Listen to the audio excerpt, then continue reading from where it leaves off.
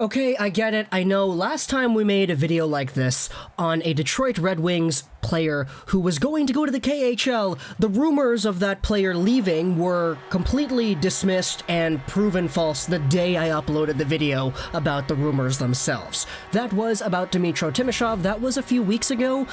Maybe it was a month ago? I'm not too sure. Quarantine time frames have gotten kind of weird over the past little bit. But today we're talking about another Red Wings player who is apparently on his way out the door towards the KHL. This time we're talking about Evgeny Svechnikov. And yeah, that's right, Evgeny Svechnikov, not Andrei Svechnikov of the Carolina Hurricanes. That guy is in a completely different boat than Evgeny Svechnikov is, but Evgeny Svechnikov of the Detroit Red Wings and Grand Rapids Griffin system. The source over here comes from, I'm gonna be honest, it's a Twitter user that I'm not too sure is actually legit, but just based off of their profile and their website, it would appear that they are legit. It's just, you know, you can never be too certain with these foreign language things. The Twitter user is rsportru. They have 200-something thousand followers, almost 300,000.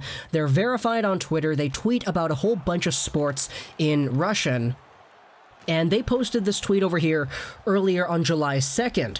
The general manager of the Ak Bars Kazan KHL hockey team is in talks with Kovanov and Svechnikov. And if you go over to the article that they link, it talks about two players, Alexander Kovanov of the QMJHL, whose rights are held by the Minnesota Wild, and Evgeny Svechnikov of the Detroit Red Wings system. Now, we're not going to talk too much about Kovanov. He is a prospect who just absolutely tore up the QMJHL. He would have been first in scoring if it wasn't for Alexis Lafreniere, but he was almost at 2 points a game. He's one of the best prospects in the Wild system. But our focus here is on Evgeny Svechnikov. If you take a look at the quote that this article on rsport.ria.ru says, Ak Bars is in talk with two players who played across the ocean, Kovanov and Svechnikov. We talked with Svechnikov and Detroit. The club sees that the guy needs a reboot, and it's better not to keep him in the AHL, but to let him play on his own team, Yakubov said over the phone. Yakubov is, according to this article, the GM of Ak Bars Kazan. That's kind of weird because if you Google Ak Bars Kazan onto Google and you look at the GM there, it says that their GM is a guy named Ravil Shavalev, so that's not the same name.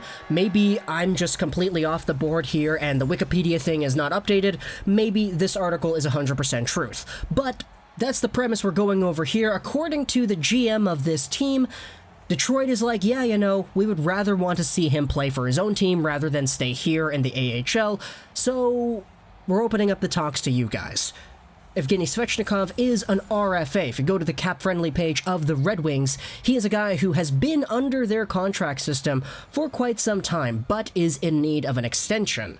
Should he sign a contract with the Ak Bars Kazan and the KHL, I would assume there would be some form of an NHL out clause. We've seen players who are in that kind of situation get loaned over to European teams after signing their NHL deals and being able to be recalled by the teams when they want to. So we'll see what goes on if this actually comes to fruition here, but unlike the Timashov thing, where I said that Timashov could have brought some new interesting aspects to the Red Wings forward core, Svechnikov is in a boat where I can say, yeah, I would be okay with seeing him go to Russia for a year or two.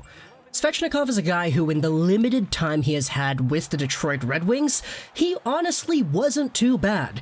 It's just, the guy has been plagued by injuries. He missed the entire 2018-19 season with injuries, and coming over to the Grand Rapids Griffins, he was pretty okay in somewhat of a limited role. This is the kind of guy who, at 23 years old, the clock is ticking. Drafted in 2015, 19th overall, it kinda hurts to see a player like this, with such prosperity, kinda go down the path that he has gone down, especially taking a look at guys who were drafted after Svechnikov in the same draft. I hate playing the hindsight game, but some of the guys who were taken immediately after, yeah, they're kind of good players. Eriksson Ek, Colin White, Ilya Samsonov, Brock Besser, Konechny, Anthony Beauvillier, and Sebastian Aho in the second round. There are some really good names on here. Svechnikov is a guy who, if he is able to pan out, What you have here is a top 6 big guy with a ton of skill, who can actually score at a really good level. Back in his draft year in 2014-15, the guy was amazing with the Cape Breton Screaming Eagles, and we saw the talent carry itself into the AHL immediately when he made his debut in 2017. It's just neck injuries, knee injuries, all this kind of stuff slowed him down. He's a guy who you could debate if he'd never had those injuries. We could honestly have seen a middle six-like forward out of this player by now. Not to mention the fact that his younger brother, Andrei Svechnikov, was the best Russian prospect since Evgeny Malkin, taken after Dahlin in the draft, and is also a guy who was just under a point per game this past season despite being only 20 years old. Yeah, he's good. Really, really good. So there's talent that runs in the blood of this family. And sure, just because one guy is really good doesn't mean the brother's going to be really good either. But Svechnikov, Evgeny Svechnikov, he was supposed to be a pretty good middle six power forward-like skater. It's just, he's gotten slowed down. So now, if you want to take a look at Svechnikov going back to Russia, playing a year or two over there with the Ak Bars Kazan, to me, it's a move that you don't really have too much to lose out on, because if it's a move that Evgeny Svechnikov himself will agree to, and it's a move that he can look at and say, I believe that this will be better for my development if I go here rather than stay in Grand Rapids, and if the quote in the article is true, and the Red Wings are saying we don't want to keep him in Grand Rapids either, let's see him go over to Russia and see him try to dominate that stage, then you got nothing to lose here. This could be a player who all he needs is a few years in Russia to get that offensive talent sparked back into the game that he plays. He's lost out on that touch over the years because he's lost out on hockey playing time over the years. Maybe a reset in Russia is what he needs, and maybe this could be somewhat of a late bloomer situation. Now, maybe I'm just being super hopeful here, but the fact is, Andrei Svechnikov, the younger brother, is so good that, to me, it would be kind of foolish to give up on Evgeny Svechnikov right away, unless, of course, you could trade him for a player that you could argue has a more valuable ceiling long-term in the NHL than Evgeny does. He's played with the Ak Bars Kazan his entire life before going over to the QMJHL. It's his hometown team. Maybe, just maybe, a reset in that environment will help him find his stride into becoming an NHL caliber prospect once again. I know a lot of people have been really critical of Evgeny Svechnikov over the past few years, but a lot of that has been out of his control, man. The injuries, the growth slowing down. When he was with Detroit earlier in the year, he was not bad. In fact, he was kinda okay, especially given the limited minutes that he was having to deal with. This is the kind of player who could use a really good kick in the behind by playing, 18, 19 minutes a night as a top 6 forward in the KHL. With more space out there on Russian ice, it will allow a guy like Svechnikov to hone the skills that he has and the skills that made him a good prospect in the first place. The combo of his size as well as his really good hands and his shot, these could all be refined over there in Russia. And sure, maybe it might take a year or two, but if it works out, it works out. And if it doesn't work out, then hey, at least you tried. And at least you went down the path that the player himself and the team believed would have set him up for the most success. Of course, though, this is all rumors. Today is July 3rd, that's when the video was being uploaded. I'm recording this on July 2nd. We may see the same thing that happened with Dmytro Timashov, where when I upload the video, the agent of Timashov or Svechnikov comes out and he says, no, we're not talking to the KHL. Where'd you get that? We're staying here.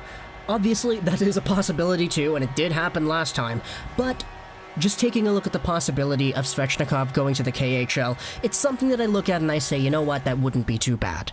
So, Red Wings fans, comment down below in the comments what you think about Evgeny Svechnikov. I know some Red Wings fans have seen him more than others. I know in particular a lot of my fan base does indeed watch Grand Rapids Griffins games.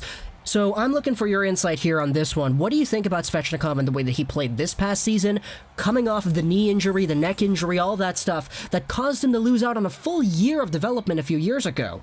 How do you think he's rebounded from that, and how do you think he's going to do if he goes over to the KHL? Furthermore, is this a good move? Is this an appropriate move to do for the long-term development of Svechnikov, or is this just another hurdle that doesn't really seem all too effective? Tell me what you think in the comments below. I hope you enjoyed this video. And bye.